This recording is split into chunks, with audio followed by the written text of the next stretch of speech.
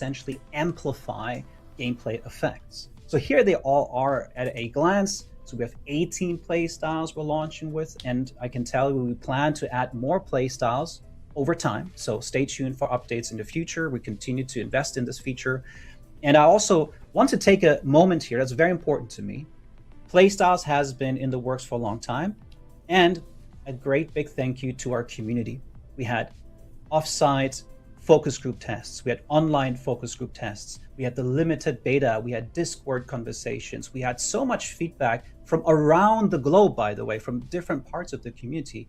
And you all have been shaping this and helped us tune it and finalize kind of the quality of playstyles. So I feel like this is a really community-driven feature, and I want to extend my gratitude for everyone who gave us feedback along that journey.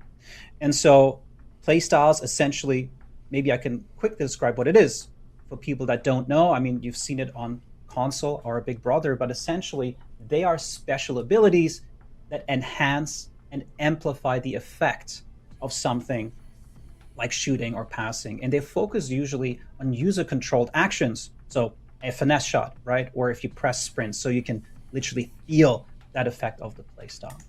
And yeah, it will literally push gameplay to a new level. Like we will reach shot speeds and acceleration speed that was not before possible. So this is the next level of gameplay. So let's maybe dive into all of these playstyles.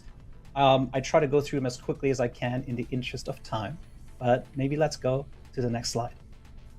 Let's do it. Let's jump in. And before I go into this, one more very important thing I want to mention, and that maybe some people have concerns about. Playstyles, and we'll repeat this, playstyles are fueled by attributes. Okay, so playstyle is not some super ability that any player has and suddenly he becomes, you know, the Ronaldo or Messi. They are really driven and fueled by attributes. So playstyles equipped to a player with high attributes will always perform better than lower attributes. So I want to make this very clear, and it's important to us in terms of attribute impact, you know, player value, and making sure we have also a balance in gameplay. Right, so let's jump into all of these playstyles. The first one is rapid. We spoke about it before. Essentially, you get faster acceleration when sprinting with the ball. So that's very important. So your first steps when you sprint dribble from jog to sprint will be more explosive. And what's very important to mention here, better knock-ons. I think the knock-on is one of the most underutilized features or controls in our game. But now with rapid, the knock-on will see great acceleration. So when you have a breakaway, a counterattack with your Mbappes or your Lamine Yamals, use a knock-on, I think, is going to do really well. We also have a video for you guys to kind of show you the difference in acceleration. So if we could queue up that video to show you. So on the left side is kind of the current acceleration. So it's hard to break away from the defender. But with the playstyle, you can see the clear kind of initial acceleration burst that you get. And I think this is how we want to have faster acceleration when dribbling, not through a specific skill move. Pretty straightforward, I think. We can maybe go to the next playstyle. The next one is Trickster. Talked about it before. I mentioned previously that we also balanced a lot of the skill moves in terms of their effectiveness, like step over exit and elastico. Again, don't worry, they will still feel good and quick, but it will be less about getting a speed burst ahead, and it's more about the actual efficiency and effectiveness of the skill move itself, meaning faster animation, so you know how fast the player's moving the ball side to side or something, and of course the control to keep it close. So I think Dembele, who has this one at level 2, he's going to feel incredibly amazing and still perform similarly to what you're used to on the live game. We can maybe go to the next one. Tiki Taka, again, I think we spoke about this one quite a bit. It focuses on faster ground passing, and you will really feel this one. Trust me, guys. I think everyone's used to kind of the passing speed that we have in the game. Once you have Tiki Taka, it will feel incredible, like really fast. You can ping a pass, and it helps you with build-up play and to get the ball up faster up the pitch. And especially with that Bruno Fernandes, I think, wow, or Pedri, right? They're going to make some amazing passes. Let's look in next playstyle, please. bullet pass. That's for Modric. I think he has that. And yeah, I talked about it before. The very important thing is that, again, it reduces the ball control error or difficulty for the receiver. I think that is actually very important.